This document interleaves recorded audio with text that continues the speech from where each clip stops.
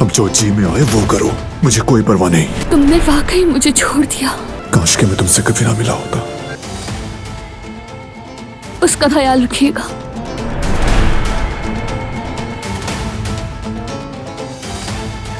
बेगम साहिबा, हसन साहब दिलान को जबरदस्ती ले गए हैं, कहीं उसे कुछ हो न जाए।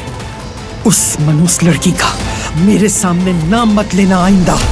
उसकी जिंदगी में अब मेरी कोई भी जगह बाकी नहीं रही। अलविदा बारान।